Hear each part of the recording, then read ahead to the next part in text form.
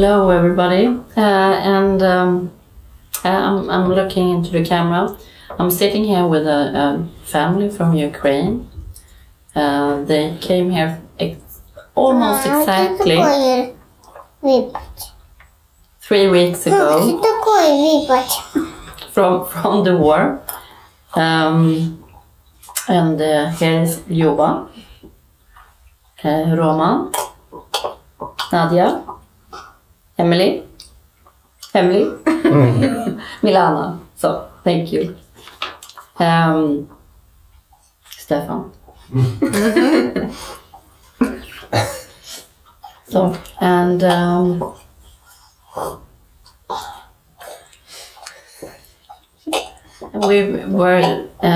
we're supposed to start with you actually coming from Ukraine to here. Who of you wants to? I will tell. I will tell the story. Yeah. So on the 24th of February, we woke up because of the noise of explosions. And the same day at the evening, we were talking about the situation, and there were rumors that they will start bombing the city again during the night hours. And we decided to leave our home. We were living near the city, and we decided to leave early in the morning on the 25th. So we packed some clothing because we just took the things that we could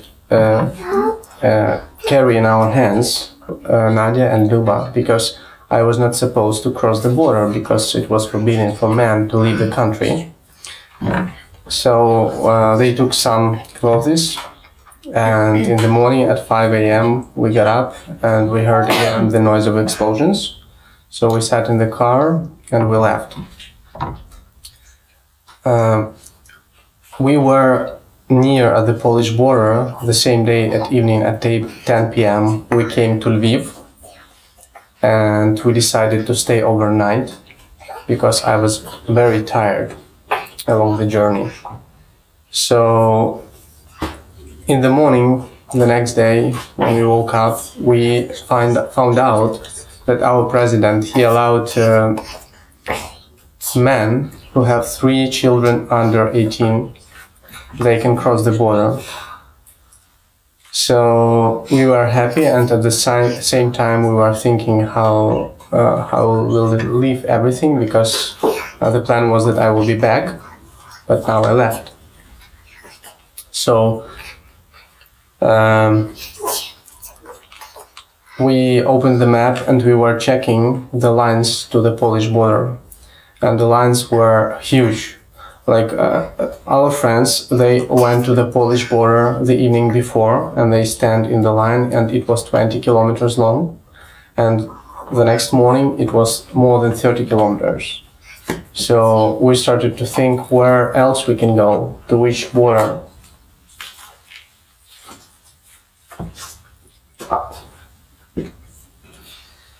So we decided to take the most inconvenient route to Hungary, and we went to the south, and then we crossed Hungarian border in 12 hours, which was pretty fast, because the line there when we arrived was only 1 kilometer.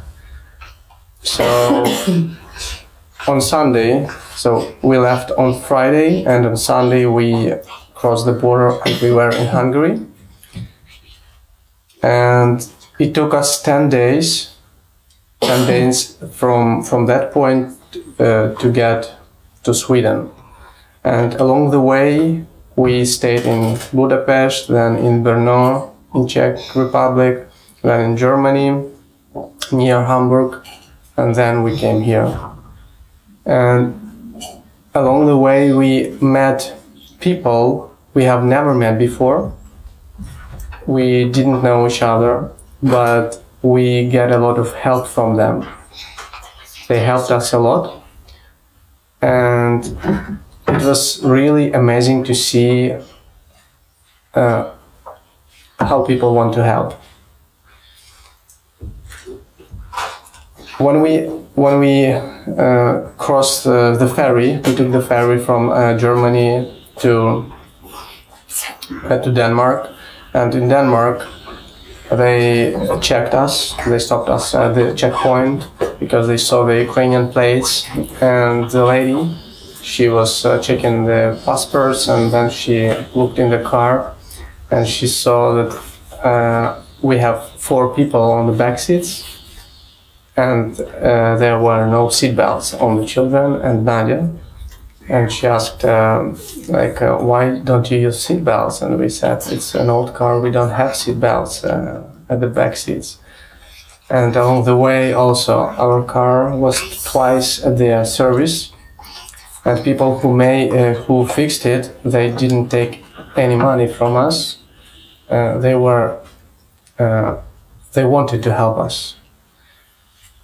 So finally, after 10 days, we arrived to Richard and Maria's place, and we also didn't know each other before, which is really amazing. Like, now almost 3 weeks we are living here, and personally I feel like we've been friends for all life.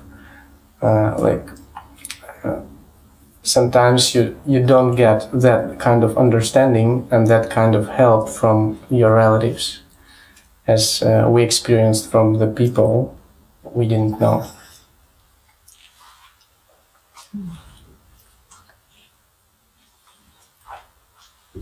It's amazing, and we have been talking before the interview about because you also have a belief in something higher.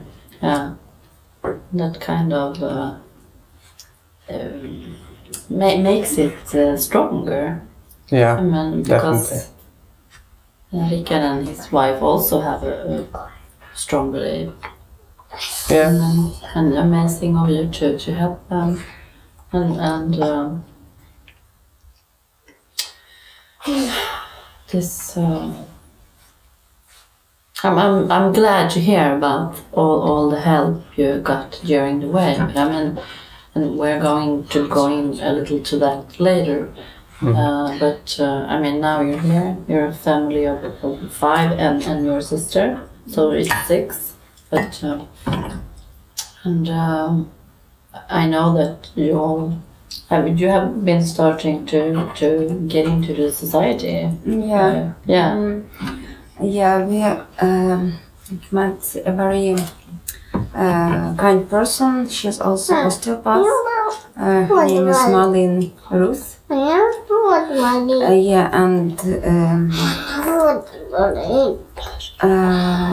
she also has an open heart to help, and she invited me to come to her clinic. And I don't have my own practice now in her clinic, but it depends of a lot of things, not only of her. But now I can go there to have internship there with her patients. So yeah, it's very also very pleasant. Yeah, very pleasant to see how people are open here to help. I hope so that sometime I could also have my practice, osteopath practice again. To be in society, to be useful for people, to treat them. But can you let us know about the situation? I mean, we're gonna go into the bigger situation later, but you just left your home. Yeah. And just from one day to another. I mean, and I heard that you had almost no personal things with you, because you didn't even expect to be able to come here. But and how does all this make you? I mean, I know it's so big, but I mean it's also, we have feelings, and I mean it's not a small thing to leave your country and your home and your safety, and so your safety net. And well, at the very beginning, we didn't think that it will like be for so long time. We wondered probably we will stay somewhere in Poland for 1 or 2 weeks, and we will return to our home. But now we see that we could not come back now, and probably we could not, because like what will be there in a few months or in half year, on how long it will be there, we don't know. Yeah. Yeah, when you think that it's already 1 month, it's 24 it started. And like you might understand that it's 1 month when it started, but in the other way it looks that it's only 2 weeks, you know, like the time is just so slowly, like you cannot believe that you left your home for 1 month already. And nobody knows when it will be finished, because it can be sometimes better situation, sometimes worse there in Ukraine, but it's very difficult to understand that you maybe will not visit your motherland and your city and like your own place. Like, nobody knows when we can back there, and could we back there or we couldn't back there. Nobody knows. So far our place they safe, but who knows what will be in future. Yeah, for me it's difficult. For me it's difficult. When you understand that you are not going on trip to Europe, it's different. Like you came here and you need to. and the future is like a blank paper. You don't know. You don't know. You don't know nothing. Like it's other country, other rule, and other mentality. You know, it's absolutely everything is different. And I mean, it's not exactly like you planned this. It's different if you move to another country and you planned. Yeah. But I mean, you just left. Yeah, the difficult part. And you didn't know what to expect. That we didn't plan that. No. Like if I stayed there, still we had some connection, because we would be talking to each other via some messenger, and we would see each other, and I would show and tell that everything is fine with the home. We had ducks and chickens and cat and dog there. And a lot of work was done around the house. It's a rural area, and a lot of flowers planted, trees, bushes, you know. We had a garden. So yeah, it was a lot of work done. And it was really unexpected to realize that you're not gonna go back, and you have to think now how to cope with everything that you left without preparation, like with all these animals and with things, because I thought maybe 2 or 3 days and I'll be back at home. So yeah, we were happy to have the opportunity to go all together, but on the other side it was like, what we're gonna do now with everything. And we have a map, a little like piece of map in our kitchen room here. And yesterday in the evening we were sitting, and Emily asked, "Where's our home on that map?" And Roma found Midistorp, the lake Midistorp here, Emily here. Emily, no, it's not our home. I mean our home in Ukraine. Like for Emily, for kids, our home is there. And she's wondering when we will come back there. I want to go to our home. And like, yeah, in her mind, it's not our home. We don't have such lake there. Yeah, Emily wants to go home.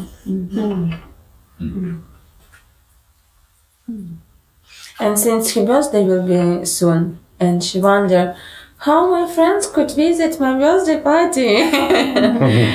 I want to invite so many people. And from kindergarten. And she think, how could I invite them? How will I do my birthday party? Yeah? So the situation is, it's so complex already, but when you have kids, it's more feelings, it's more complex, because I mean, as an adult, you just deal with your own emotions, and you can, and you know, I mean, okay, but I can save that to later. But with kids, it's like instant, and they couldn't understand why we visit so many different people. No, from Ukraine till when we go home, not soon. we will have to meet a lot of new people and visit a lot of new places. That's what we were telling them along the way.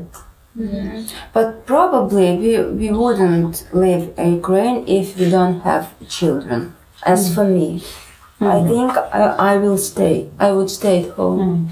Yeah, but it was like we were caring more not about ourselves but about kids. But that's also the thing. I also have 3 kids. In almost exactly the same age. 9, 6, 3. Yeah. And it's amazing the efforts you actually uppoffringar. Sacrifice you are willing to do when you have kids. Yeah, it was a decision like it's better to go to a safe place, and then you can always come back. Hopefully you can come back. But it's better to be further from what's going on in those areas. And now we are all like yesterday or tomorrow morning, this morning, I mean, I asked husband, like, did we do all right way? Probably we should stay at home. And then like we were thinking that our region is nearby Kiev region, so we don't know like if the Russian army like could go not from Chernihiv, for example, or like I mean the Sumy or Kharkiv, they are damaged. Yeah, they are damaged, and probably Mariupol. Yeah, and if they would go not from Kharkiv but from Zhytomyr region, because we are near Belarusian border. So if he would choose, if they would choose to come from Zhytomyr, like we would have the same situation like Mariupol or Sumy or Kharkiv. But yeah, but now they are going to Kiev from another side. But who knows what will be in the future? Maybe they also will go through Zhytomyr.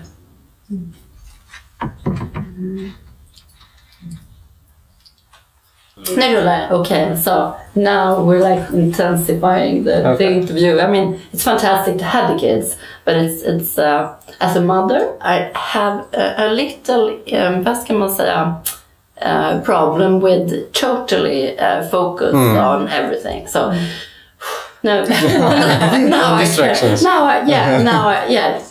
now I can totally like focus on you. Okay. I mean, it's fantastic with the kids. We all. I mean, the thing is, I mean, this is situation in the world. I mean, it's terrible, and it shouldn't be like that. It shouldn't be like that. That you need to like run away from your home. It breaks my heart. I mean, and probably yours, like over and over. But you were telling about the situation here when you had Stefan in the yeah. But can you tell us a little about you talked about Kiev and because a lot of I mean we don't know the whole situation, especially not from the inside. Yeah.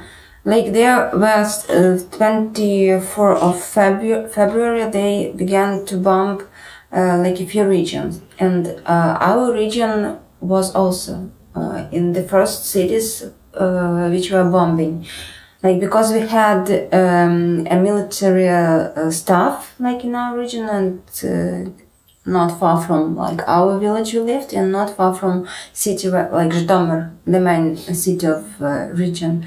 So yeah, and they bombed Zhytomyr, Kharkiv, Sumy, Kiev, and what else in the first day? In the first day, yes, and probably Chernihiv and Mariupol. So now Kharkiv is like Kharkiv, Sumy, and Mariupol is damaged all. Like in Mariupol, no one building staying. They just not just staying, but not damaged. Not damaged. No one house. They destroyed all the buildings in the city. Okay, so it's like 90%. It's leveled. okay. Yeah, they don't have any shop there. Like they don't have gas, they don't have electricity, they don't have food, don't have water, and they are bombing and till nowadays, like just bombing. They don't have nothing there, but they bombing. Sumy the same, Kharkiv the same, and Zhytomyr was the first.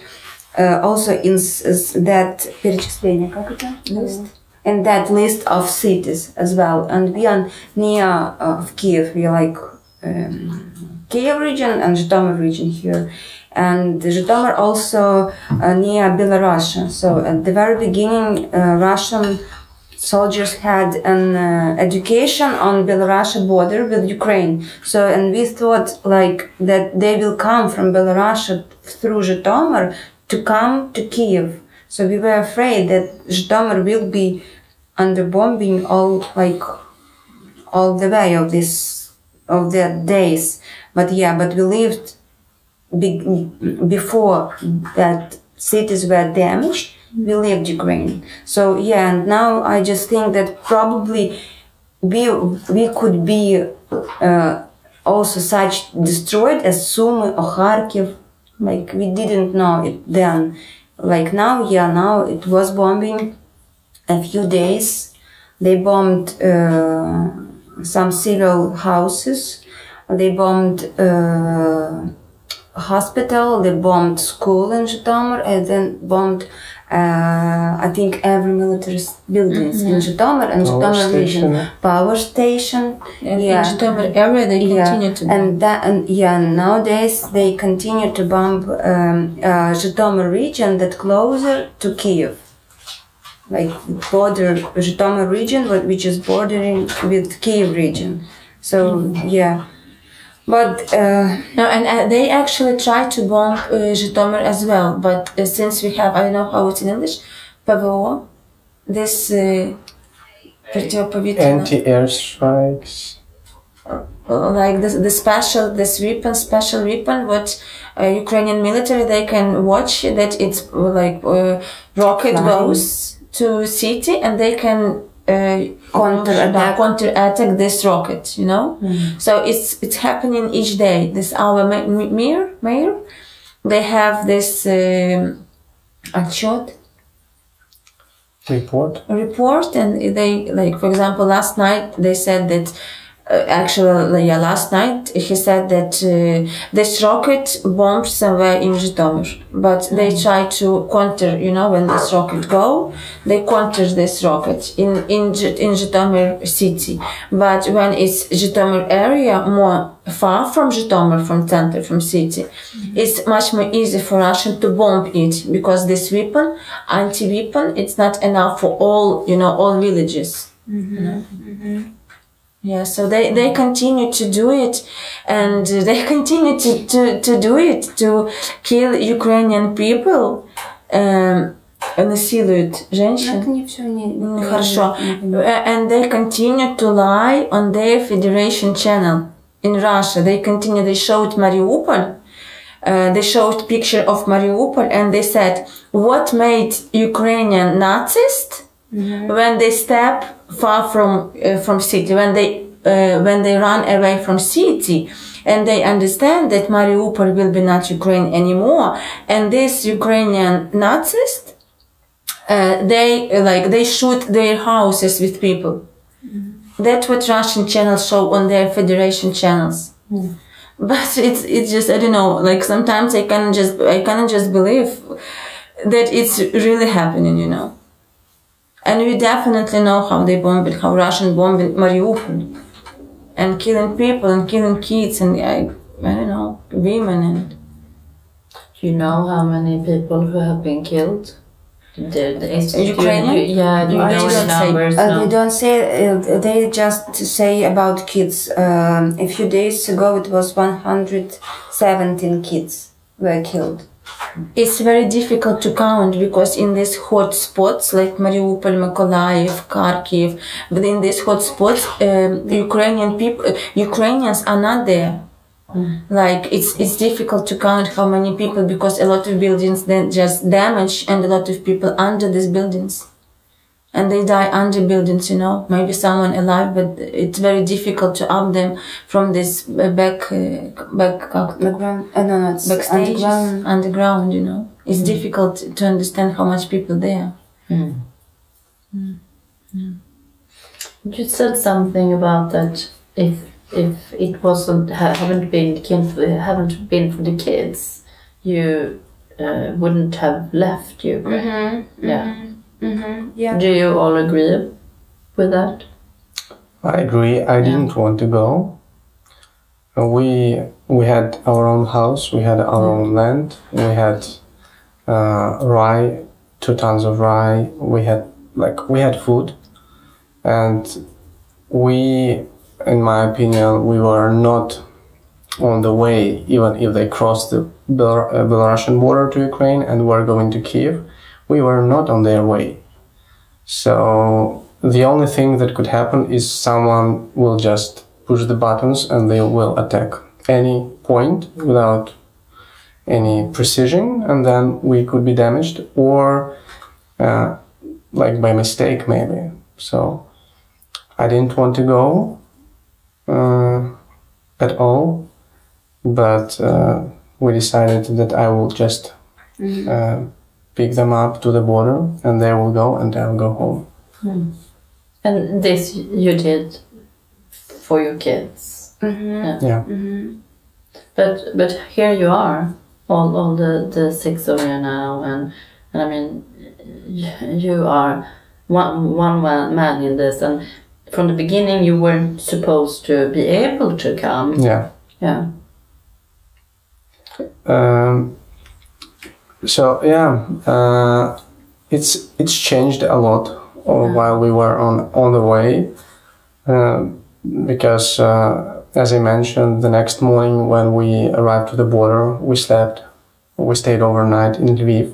In the morning we woke up and we saw this a new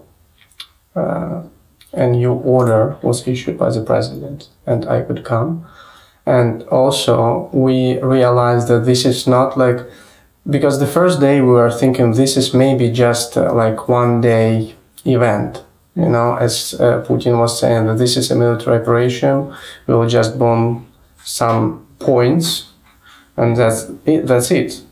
So, and while 1 day passed and then the next day passed, we saw that this is not 1 day event, and they continue to bomb and they push harder and harder from different points. So it made sense to leave the country, and since I could go with them, of course I didn't want to leave them without me somewhere in Poland or whatever. Yeah, and because we don't have a driver license. Yeah, they didn't have a car, they cannot drive, they go to another country with 3 children, so why I should leave them and go home? There's no reason for that.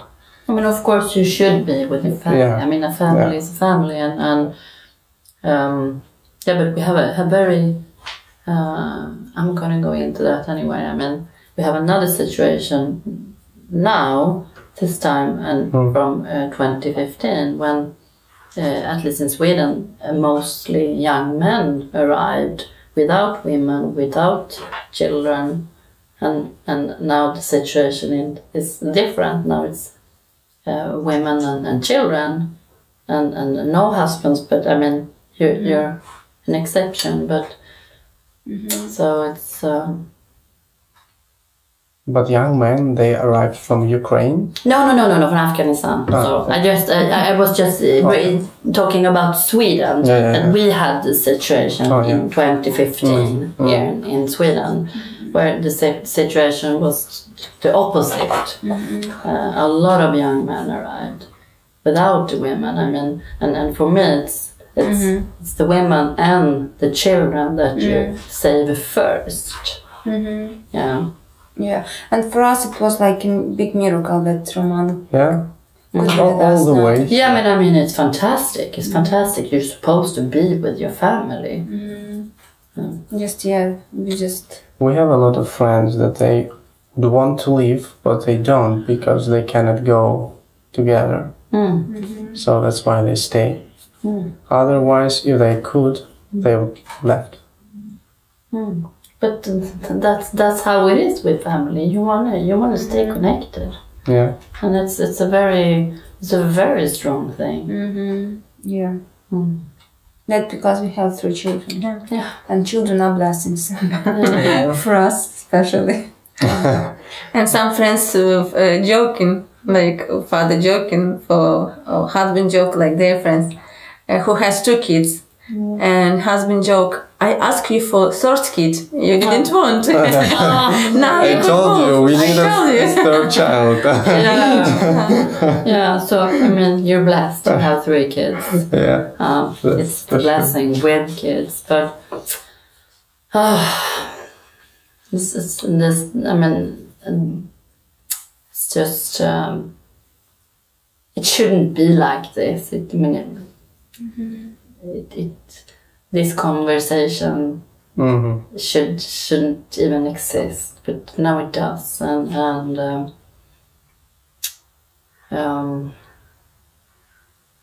I really want to go into what because in 2014 in Ukraine there was, I mean, it's like the startup for something. I mean, can you tell us with your words how from your point of view what happened? Yeah. In 2014, like when it started on East, we actually it started in Kiev in my 24 of February. No.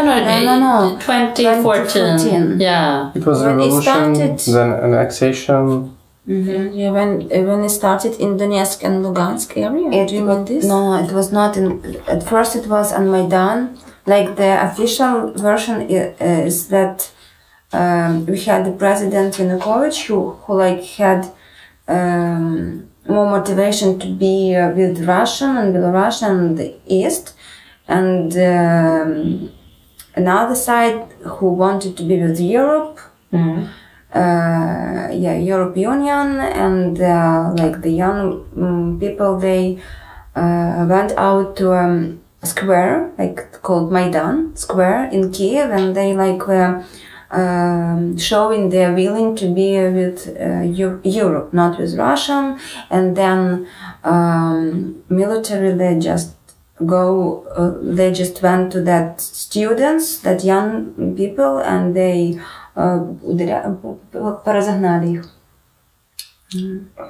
They dispersed the crowd. Yeah, and some of them were in prison, prisons. So yeah, and after that it was like a movement for all Ukraine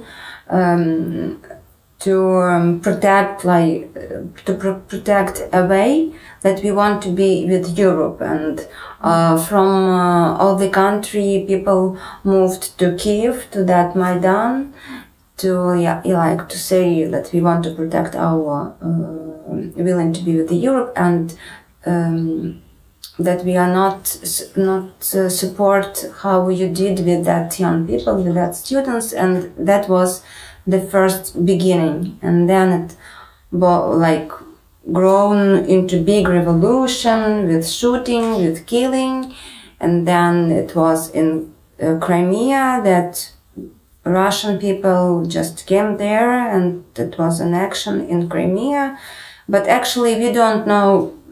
This is an official version. What it was there, Roman has another point of view. Yeah. Not popular one. So, and what is your opinion? Because I mean, one of the things I'm actually trying to do is that, let the different opinions speak. Yeah, has not so mainstream. Yeah, it's like I would say totally opposite. Even though I was living all my life in Ukraine,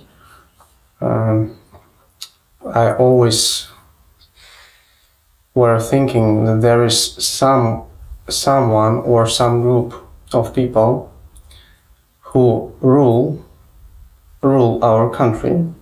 Then, when I grew up, I found out that there are actually groups that are higher than governments, and they are basically hiring people. We call them presidents, and they make the stage. We call them elections, and this is made for the people. It's like a theater made for the people when people think that they elect someone. But even though I'm young, I noticed that after every election, when people elect whomever they wanted, they don't like him. Half a year passed, they don't like him. And they wait for years for another one. Then another one comes. And half a year, they don't like him. And it's circled, never ends. When I started to think, something should be wrong here. So, and when this thing, a revolution started to happen in Ukraine, it was like Yanukovych, he was from the eastern part of Ukraine, and he tended to be with Russia, like to make politics with Russia, to make deals with Russia. So, and probably some people, they didn't like that, or they had another plans. So they started to stir up people, especially young people, students, to go out and to speak that they don't want to be with Russians, they want to be with the US, because US is a democracy. They promised once we will show our will, Europe will let us in very fast. They will let us in. We will have free borders with Europe. We will have free trade. We will have all the benefits of European Union. That's how they showed it to the people. Of course, it sounded pretty well. So people ran to the streets and they started to speak that we don't want Yanukovych, we want to be with Europe. So Yanukovych fled and they chose another one, but it didn't happen. All the promises, as usually, they never keep their promises. So, and after that, I was really then thinking maybe something will change, maybe, because at the beginning I watched a lot of news and it seemed like very natural. But then I started to see some people who were at the head and they were ruling all these crowds. And some things, they are minor things, but they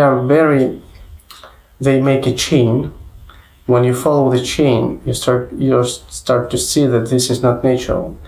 All this what was made by the hands of different people who wanted to achieve their goals. Once the goals were achieved, regular people left without nothing. Some of them were killed, some of them were maybe damaged, and after that, the entire country had a loss because the prices were higher and we were not accepted to the European Union. So, and since then, I think they started to escalate this enmity between two countries, between Ukraine and Russia. And now is the result of these 8 years past.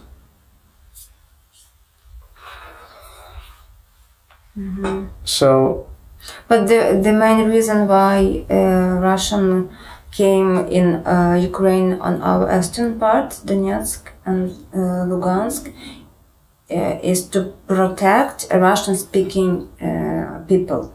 Like they said that they are not allowed in Ukraine to speak Russian. but it false because false, yeah, it's like Fake. It's not true. It's Yes. not true because we all our life we spoke Russian, not Ukraine, like because it was the Soviet Union and all our parents they were born and grown and we were born also in Soviet Union, like yeah. So they came into our eastern part and it was like not called like a war but anti-terrorist operation. Like to protect, and but all these 8 years, it was a very напряженная ситуация.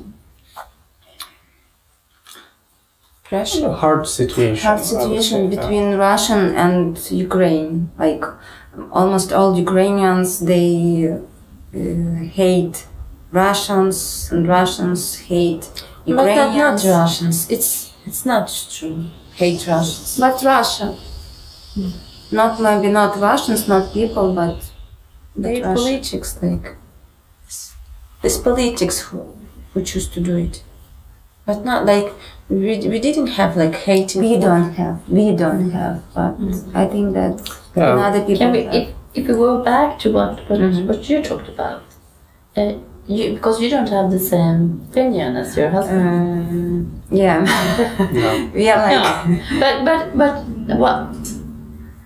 Now we have, it's a helicopter, but you two are still married. and I want to bring that in to the bigger part of, as I mean, it is possible to have different views without getting a divorce. Of course. Or, I mean, it would be able to live in a country or in a world with different views. I mean, we don't, I think that's called to be a human. I mean, I have my opinion and somehow we're able to agree anyway, and we should be able to live together or work together and just without war. Yeah. And so I mean, in a way, you make a perfect example of that unity without different opinions is possible. Politicity is not the reason to destroy your family.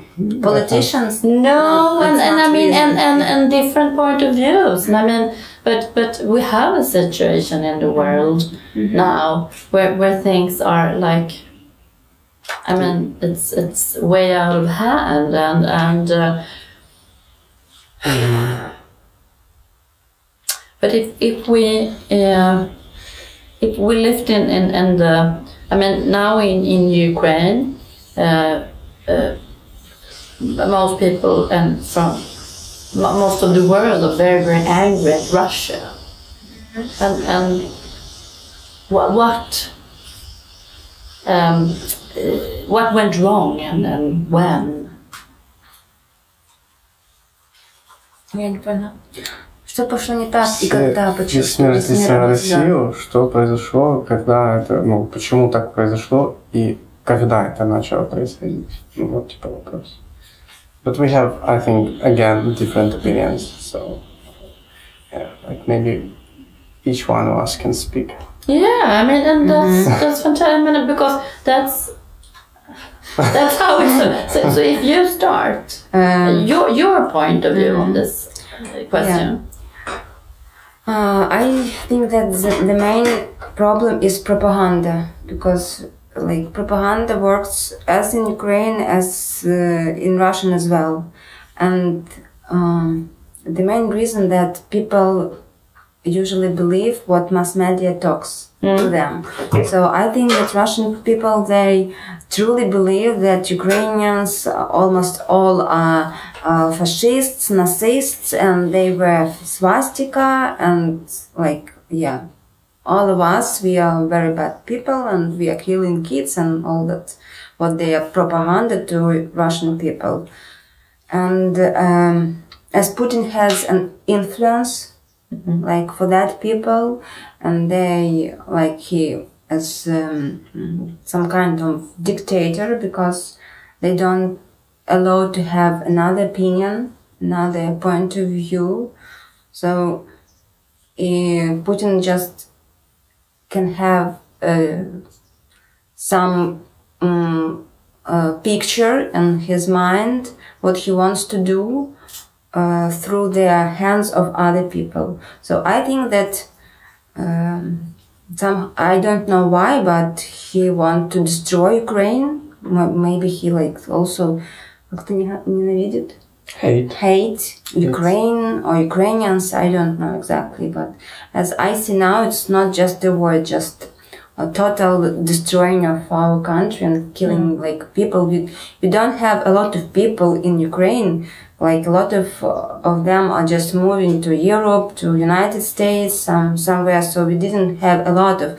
But now I can't even imagine how to collect them back if the war will ending, and how to, again to have a nation like a lot of thousands or millions people will be killed. It's like a genocide of Ukrainian people, but I don't know what might be in his head to just to kill a civil people. Maybe hating, I don't know.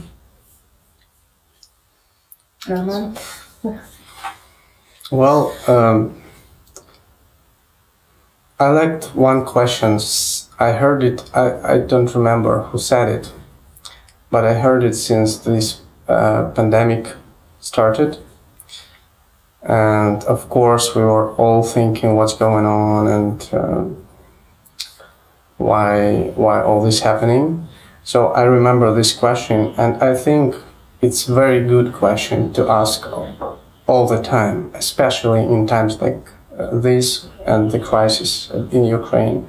Who benefits?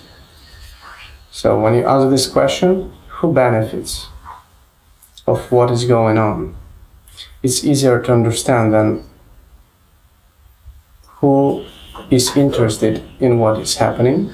And then, when you realize who is behind it, you can easily understand why is it going on and what will be the result. So, as I said, I think there are people who are above countries, and they are above presidents. They may have different names. Some call them global elites, some call them the masters of money. It doesn't matter. So, for me, both sides in any war, they are manipulated by the same group. History proves it. Like, if we take the World War I, World War II, it was all the same. So I think it's not, it is not different now. So, of course, on the surface, I can understand both sides. When I listen to Putin, it makes sense. When I listen to Zelensky and to what Ukraine is trying to do, it makes sense. But it is always the case with any conflict. If you listen to one party, then you listen to another, you can see that both make sense. But they have a different angle of view on the situation. But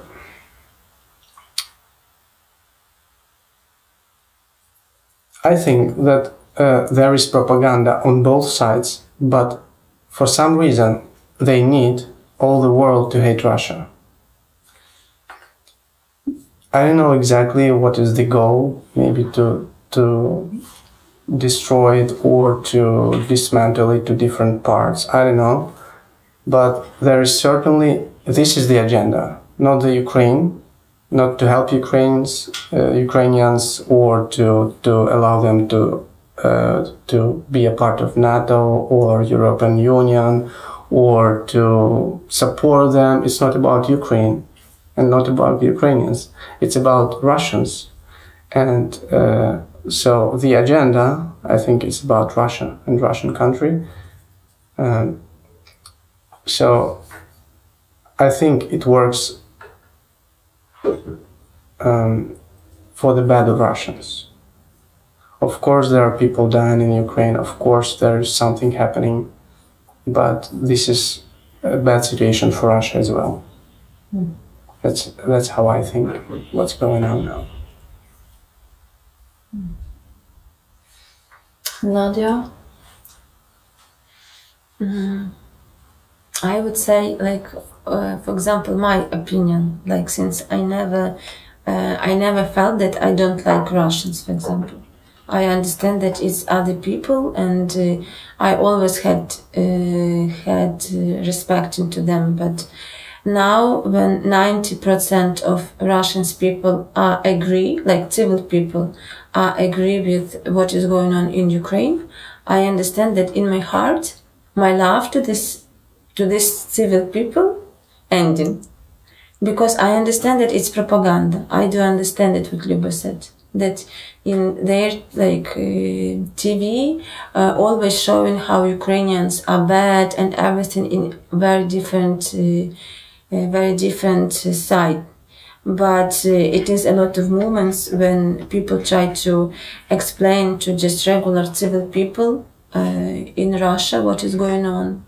But they still say that Ukrainians deserve it. Ukrainians, just regular old people, like, what can be very nice that she is smiling,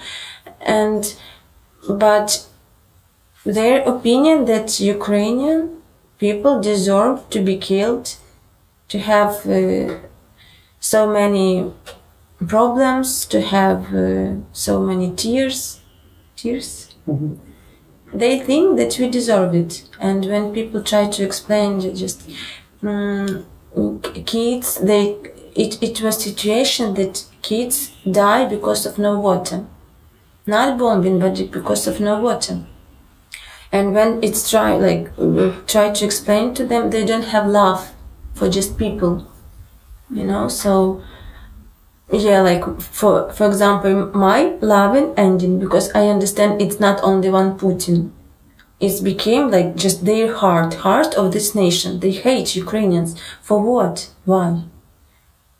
We didn't do nothing bad to them, you know. And yeah, for me, that's how I see, like. And it was, for example, we have uncle in Russia, cousin, uncle, I don't know how it will be in English. And he called to his brother, to our own uncle, and he said, you Ukrainian deserve it. Like, you need to be killed, you need to be destroyed. It's good that what is going on in your country. It's good.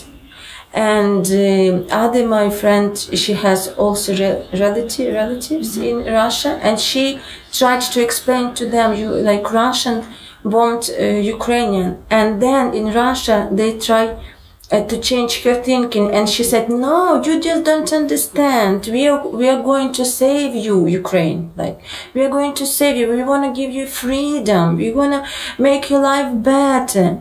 You don't understand nothing what is going on. We are Russians, we are good, but your president, your ministries, they are bad. And like, for me, in my head, it's just something very crazy. Like, but because of propaganda, I agree, because Russian propaganda. That is my view. And still we are sitting here.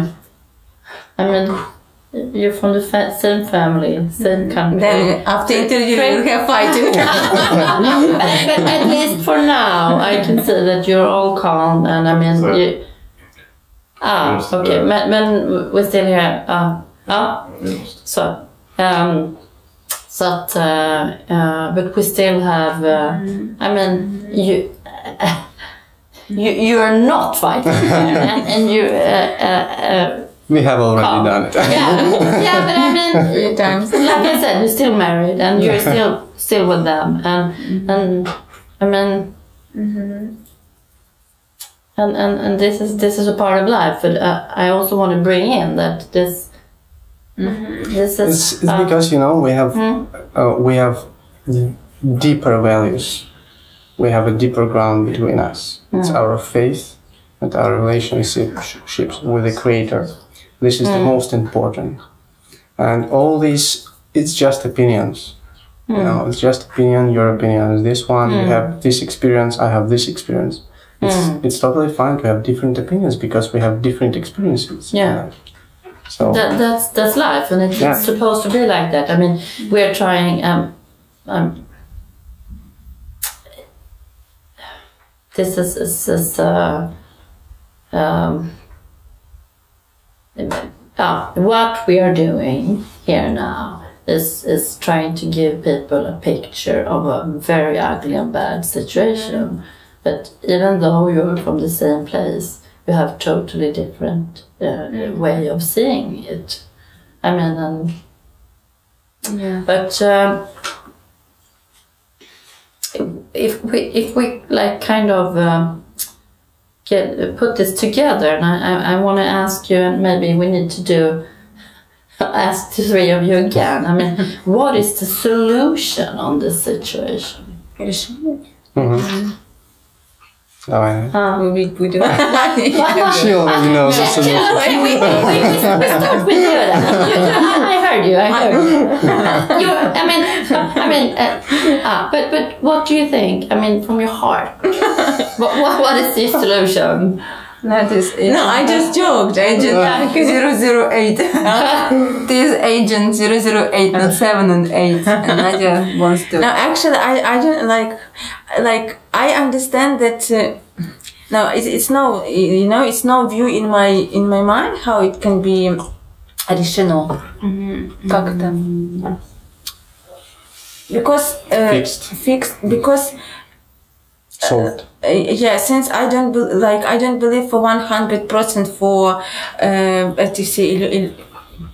как это, что ты там веришь? Higher groups of people whom I was talking about. I don't believe like for 100%, but if to see the situation, I don't know like how it can be solved.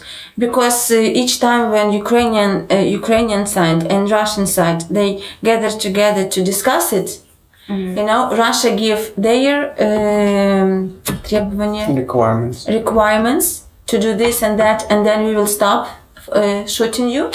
And Ukrainian side they give their list, you know, and it's absolutely different. For example, they say you should to agree that Ukrainian, like that Crimea is Russian, for example, Donetsk and Lugansk, it will be Russian. You Ukrainian, you need to be agree with this.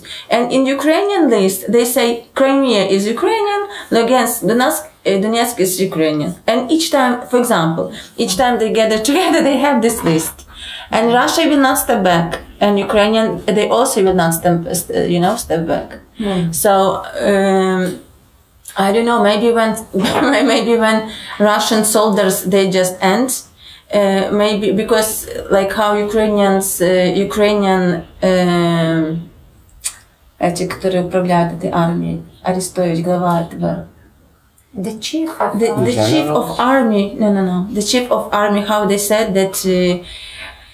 From like it's 30% of all army of Russia is already damaged. 30% is already damaged. You know, I don't know. Maybe if all of them or 90% of all of them will be destroyed, Russian army, maybe then it's going to stop. I don't know. Or maybe economic of Russia will be destroyed so much that they just couldn't to support this war anymore. But like I think that as much as it's possible, Russia they will continue to do not active war against of Ukraine, but passive. Like it will be bombing sometimes all the time. How it was 80 years in Lugansk and Donetsk in east of my country. During 8 years, even when they said that it will be calm time and no bombing, they continue bomb. So I think maybe it will be just a passive. I don't know. So you can't really like see a solution? No, no. So far I don't see it. No. And you, Roman? I would say stop watching mainstream news. Yeah. Actually, a lot of people, they see a solution, like if something happened to Putin as happened to John Kennedy. But actually it will be solved once the goals are achieved. So for us, we don't know when, because we don't know all the goals. Once they will achieve the goals, it will be solved. But anyway, the course will not change. Like, maybe the conflict in this area will be put to end, but the course of the society as a general, it will not end. So the solution, because there are always suffering, there are always wars in the world, there are always people dying, someone is shooting and someone is killed. So the only solution that I see is maybe it's a bit more into my faith, but when there will be a new kingdom, heavenly kingdom on earth, then there will be no wars, there will be no groups of people with their own goals, and they would be willing to sacrifice other people's lives to achieve those goals. So, I don't know. We will see once it stops, and then the goals are achieved. Then it's the solution. But you can also say that there is maybe a possibility of a more like heavenly solution. Yeah. I mean, but that's the final one. The final one. And what do you think? Unfortunately, I also don't have a solution for now, but as for me, as for mother, I would like children don't die there, not from Ukraine, not from Russian, because Russian soldiers, they are also children, like 18, 19 years old. It's like they are children. So probably most of them, they don't realize what is going on. Like they are not generals, they're just soldiers, simple ones. And I would like not Ukrainian children, not Russian children die, and no women die. So just to move a civil people somewhere in safe place, and the military, the soldiers, they can fight on East, who is more powerful, but not children, not die underground without water, without warmth, without food.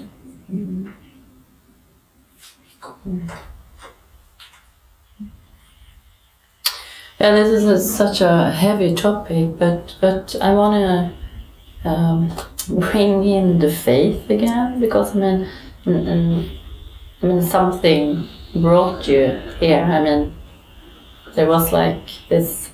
In one way, I mean, even if it was hard, in one way it was easy to like come here. Yeah. So home to Rickard and Maria, and one part of that is the faith, and on a personal level, I mean, can you still feel faith? Yeah, absolutely. I would say even more than we felt it back there. It becomes stronger once you don't have stuff to rely on. When you're in your comfort zone, and when you have everything, and you feel that you can rely on your money or on your relations or your connections, why do you need faith? But faith comes in when you don't have all of that, and then it grows. So as we were speaking from the first day we arrived here, we were saying that we don't have anything, but at the same time we have everything. Like really, like we left everything at home, but we have a place to live. We have a nice place to sleep. We have good food. We have good friends. Even some minor things that we need, they are provided. So it's really an interesting experience. Yeah, I think it's very difficult to people who doesn't have faith in heart. I think it's just, if you imagine that you don't believe that God exists, our Heavenly Father, and what is going on now, it's just, you can be just only in depression because your home can be just ruined, you know, and you don't see a perspective. But when you understand that Heavenly Father, He not manage this, but He see this, what is happening with your life, and with Ukraine, and with all world. And if you trust to Him, you understand, if you love Him, that everything will be for good for you. And this trip, when we decide just in few hours that we will leave Ukraine and came here, if it will be in peaceful time, I would say no, it's impossible. 2018. And it would be impossible. Huh? It would be impossible. Yeah, you just cannot believe that you on this car, 2008, almost 2,800 kilometers. Yeah. and you will drive in this car from Ukraine to Sweden. Yeah, No. from the beginning you weren't even allowed to come, and I mean now you're here, the whole family. Yeah, so if it's only trust in God, and you understand that your life in His hand. All the borders are open, all the ferries, all the toll roads are for free. Like Without all vaccination the people, checking. Yeah, no vaccination testing, checks. Nothing. It's like, wow. When we were in Ukraine, we could barely think that we will be able to leave Ukraine sometime in the future, maybe for vacation or to visit some friends, you know. And suddenly we are going to Sweden. We had no plans to go there. We didn't think we ever can go there because of all the borders checks and all of these rules and, you know, all this thing with COVID. But now we are here. It's really a miracle for us. So we know that God's plan for our family was to leave Ukraine because all doors were opened. Yeah. And to And be here. still we feel that we are led. We are led by our Heavenly Father. Yes. And our friend Vitaly from Norway, once he said, one point, he said that when you will feel peace in your heart, then it's place where you must to be. And for example, me, I feel peace here, you know, even what is going on somewhere, but I still have peace here in this. Oh, thank you so much. I mean, what a journey. And now you're here. Yeah. So God bless you. Tack så mycket.